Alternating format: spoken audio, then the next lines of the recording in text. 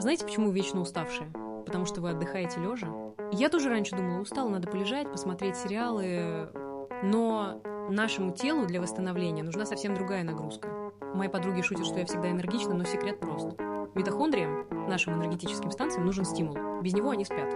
Чтобы вернуть энергию после долгого дня или тренировки, нужен активный подход.